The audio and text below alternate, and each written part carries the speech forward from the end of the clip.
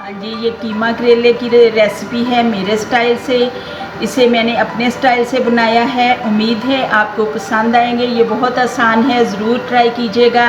तो आइए फिर हम आपको बताते हैं कि कैसे हमने पकाए हैं।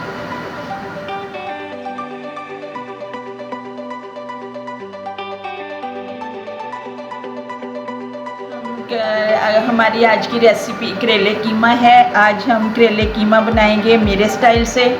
उम्मीद है आपको पसंद आएंगे। पसंद आए तो आप ज़रूर मुझे बताइएगा कि कैसे लगे हैं। ना मैंने इनको फ्राई करना है बग़ैर फ्राई के, जबकि करेले फ्राई किए जाते हैं, लेकिन मैं बग़ैर फ्राई के करेले कीमा बनाऊंगी। तो चलिए हम करेले काटना शुरू करते हैं। हाँ जी, हमारे करेले कट गए हैं।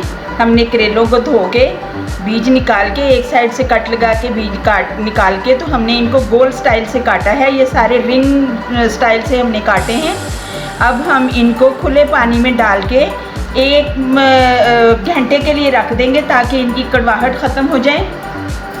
तो अब हमने करेलों को खुले पानी में 1 घंटे के लिए भिगो के रख दिया है ताकि इसकी सारी कड़वाहट इस पानी में चली जाएगी। और इसके बाद हम इसको पकाएंगे। तो चलें फिर मिलते हैं 1 घंटे के बाद। हाँ जी, हमने अब हांडी चूल्हे के ऊपर रख दी है करेले कीमा पकाने के लिए। आंच जला दी है हमने इसके नीचे। ये हमने कीमा धो के खुश्क करके रखा हुआ है। ये आधा किलो कीमा है, ये हम डाल रहे हैं इसमें। करेले हमने जो भिगो के रखे थे 1 घंटे के लिए, वो हमने पानी निकाल के दोबारा दूसरे पानी से, ताज़ा पानी से धो के, तो अब वो भी हमने इसके अंदर डाल दिए हैं।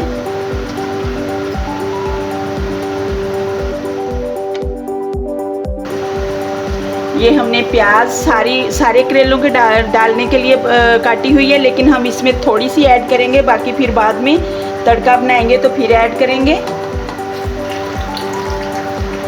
इसमें 2 गिलास पानी डालेंगे।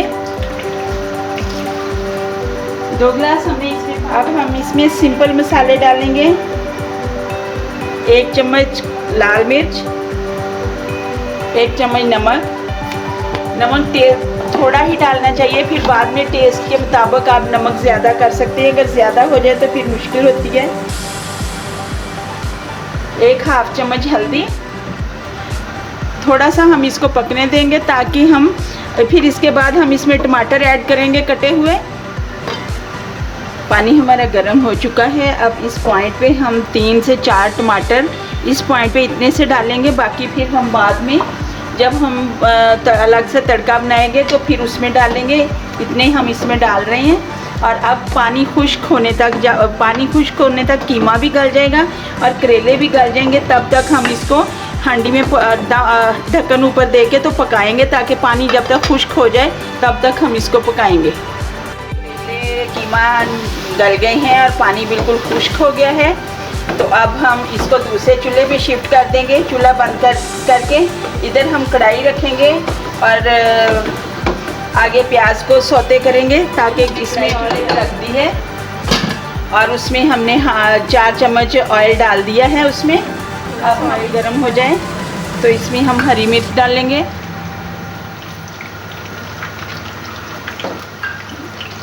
हरी मिर्च अगर इसमें ऑयल में थोड़ी पहले डाल दी जाए, थोड़ा सा इसको भून लिया जाए, तो इसमें इसकी अपनी एक स्मेल होती है जो सालन में आती है, तो बहुत अच्छी लगती है।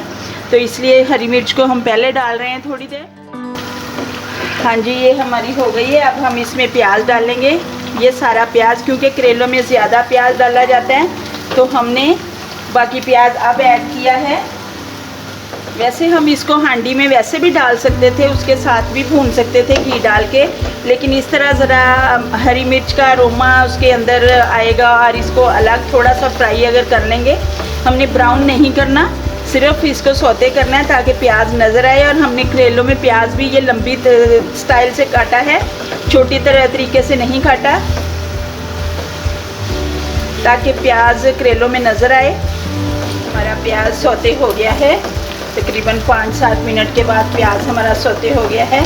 अब हम करेले जो हैं वो सारे इसमें शिफ्ट करेंगे।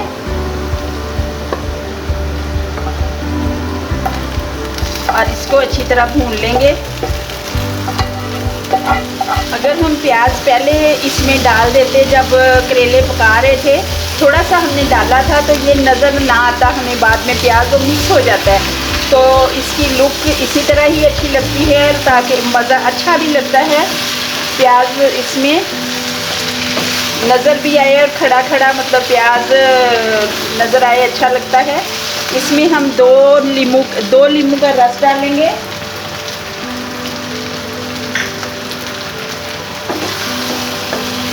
अब इसको मिक्स करके हम इसमें टमाटर डालेंगे।